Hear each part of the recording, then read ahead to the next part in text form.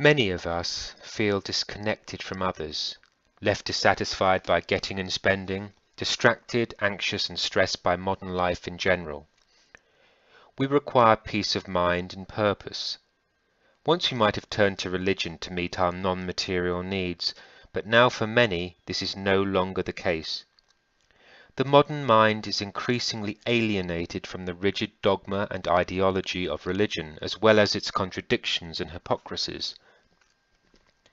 Promises of an afterlife if we adhere to a set of rules that often have nothing to do with being good, kind or compassionate people seem like a hypocritical trick offering no spiritual sustenance, and as science teaches us more, the picture it reveals of the inner and outer universe make a nonsense of so many of religion's stories.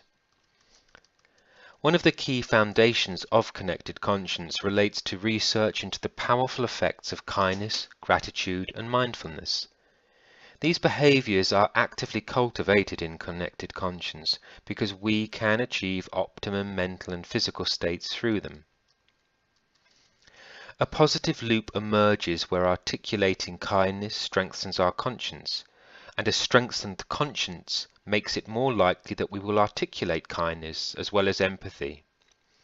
Living in accordance with our conscience benefits us physically, mentally, and spiritually. When we articulate our conscience, we have peace of mind through better connection to ourselves and others, and we tend to suffer physically and mentally when we don't. The damage this does accumulates over time. The good news is that we can actively develop our consciences through pursuing kindness, mindfulness, and other reinforcing practices. Kindness and empathy can be learnt along with gratitude and awareness, all physically and mentally enhancing our behavior and responses to the stresses and strains of modern life. Mindfulness together with brain plasticity enables this. And it is a positive loop.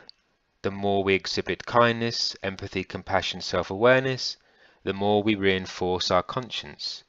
The more we reinforce our conscience, the more easily we can exhibit kindness, compassion, and empathy, and the better we know ourselves.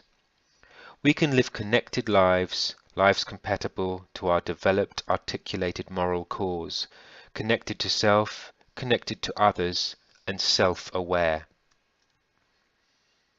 Connected conscience is not just about pursuing positive well-being for the self. It is about improving positive well-being for others too, through positive interconnection. And that is where kindness comes in. Kindness facilitates positive connection, together with mindfulness and the other positive well-being practices which break down barriers. The need for connected conscience has never been greater.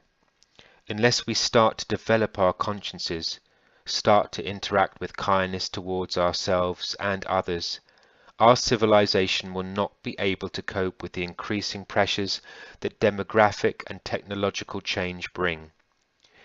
Civilizations and the institutions that are meant to shore them up are failing, as they are often unable to evolve sufficiently rapidly to change. Connected conscience can help the world meet its challenges.